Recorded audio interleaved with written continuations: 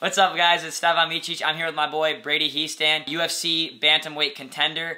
We're here to talk about the UFC 300. We're about to review the match card that just happened last night. So before we get into it, guys, make sure to subscribe to the channel, like the video, and turn notification bells on.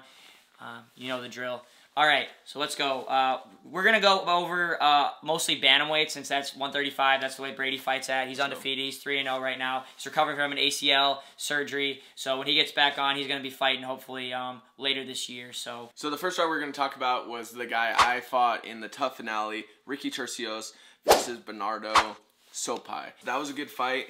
Ricky came out, I think he looked a little bit, I don't know, he's looked a little bit lackluster in his last couple fights. He looked good in this fight, he put on a good pace, but Soai was hitting him with some big shots. Yep. Dropped him a few times in the third, and was pretty much just like one step ahead, I feel like. Yeah, for sure.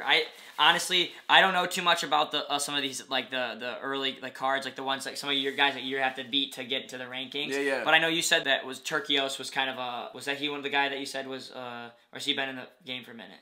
So he has like kind of a weird road where he was on season 1 of Contender Series back when he was like my age. Okay. And then he lost, and then he's been just grinding, and then he came back for the Ultimate Fighter when he was a little older. Okay, gotcha. So he got in when he was 29 on my season. So he's been in the game for a while. Was he the favorite of this fight with Soai or no? I would say that he was the underdog in this fight just simply because he came off a loss against Raul Rosas and got submitted. Gotcha. And Bernardo is a young guy. He's only 24 years old. He's looking good in his fights. So he was the underdog, but yeah, I think he just dominated. I wanted, personally, Ricky to win just because I had a really good war with him, but I just think Ricky's best days are behind him. For sure. And Bernardo's an up-and-coming guy, and so he's probably a guy I'm looking to fight sometime in the future. That would be great. That'd be sick. Next was who was it? Renho Nakamura versus Gafarov. Gafarov, yeah. Okay. So who won? Gafarov won, right? Yeah, and so that was a big upset because Renho's actually 9-0. Now he's 9-1, and he was a really, really good wrestler. You probably know a lot about him, like, through the scene. Yep. These Japanese dudes are super good at lightweights, just combat sports in general, wrestling.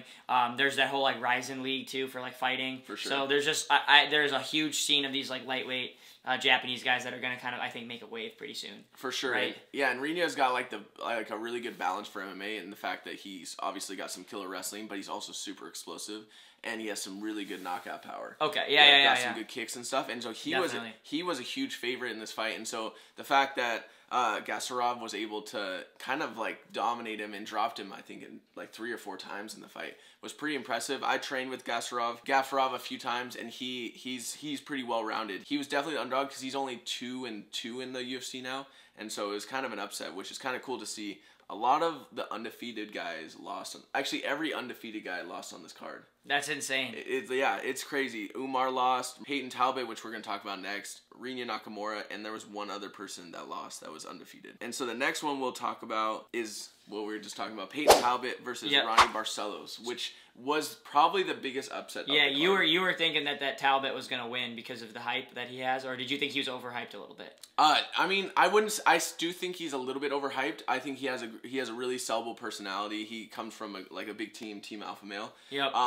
And I thought Ronnie Barcelos he's a little bit older. He's been knocked out by Umar, which is obviously Umar's one of the best in the world. But I just thought that Peyton Talbot had a lot of confidence coming in. His striking is top notch. He's able to put people away, and he had a 9-0 finish rate. Yeah. So he was finishing every guy he fought. But I think what got exposed in this fight was Ronnie Barcelos has good grappling, and exposed that Peyton Talbot's wrestling/grappling isn't up to par. Exactly. Yep. So yeah, that's a crazy one, and it's like interesting to see a matchup where it's like someone that the UFC probably was trying to build up to a point where they're trying to give him good fights and stuff, and then finally gets a fight that isn't. But it's kind of early still in that. I mean, he still has a career of 1 loss isn't anything insane, right? No, for sure. He has a big career ahead of him, and he's still got a lot going on. He just has to rebuild a little bit now.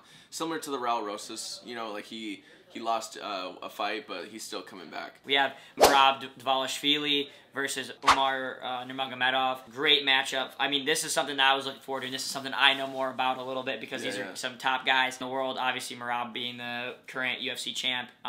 He won last night over Umar, and I think, honestly, I had really no idea who was going to win that. I know both of us were rooting for Merab on that one. For sure, yeah. I've trained with Merab a lot. Every time I go to Vegas, I work with Merab, and so I really wanted him to win, but like we said, it was kind of an unknown because they have very similar styles, different in the way they do it. But Merab's more like cardio-based in volume, and then Umar's just kind of like a assassin. You know, he has the knockout power, he has the finishing ability with the submissions, and so it's really cool to see someone that we both like, Merab, go out there and just put a pace like he does on everybody. Yeah. And it's like there's no secret to it. He literally does the same thing in every fight, and it just keeps working. Oh, yeah. I think, like, with, for example, I think it was interesting to watch them have kind of both having, like, wrestling backgrounds. I know Merab's more, like, a Sambo guy, and I think Umar is a little bit, too. But, like, the wrestling-wise, I think Umar out-wrestled him to where points where, like, the takedowns weren't being given.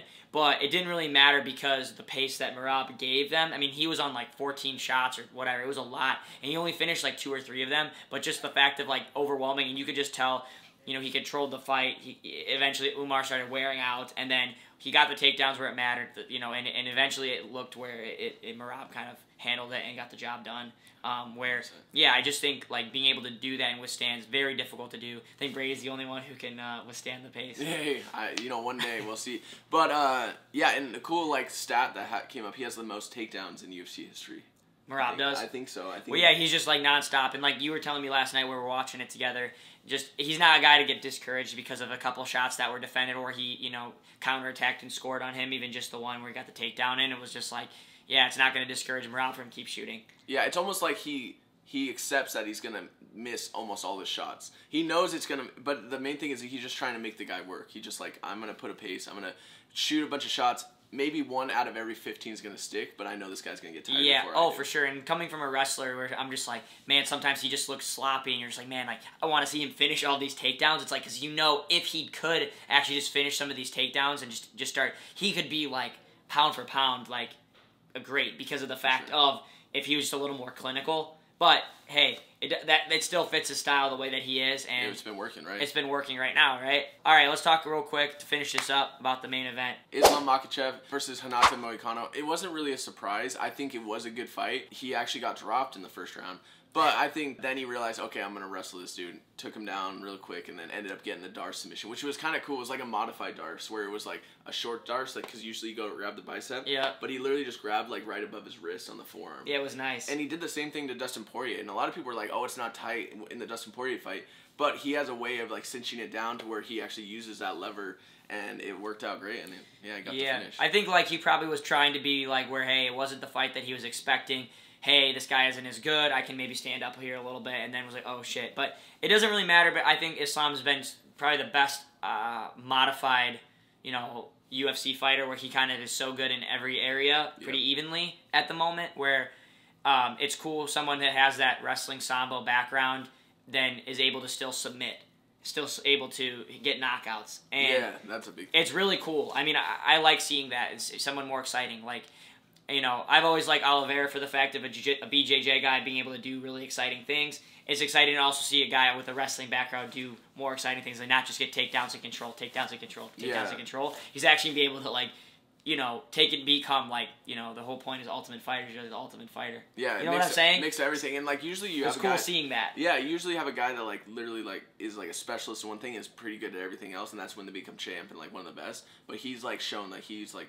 Can do everything kind of better he's than almost, like, the best everywhere at that Yeah, it's like, oh, it's like, okay, we can stand up, and it's like, I can handle myself here against a guy who's a striker, or I can submit a guy who's a jiu-jitsu guy. Exactly. Just is sick, so... And he finally got the approval from Dana White. Dana White says he's the pound-for-pound #1 fighter in the world right now. So even over his boy John Jones. Yeah, even over his he quit glazing John Jones, and now he's on the Islam train. There he is. Yeah. All right. Well, I think that's it. Anything else, Brady? No, I think it's good. Killer night of fights, and I appreciate you having us out. Yeah, of course, bro. Yeah.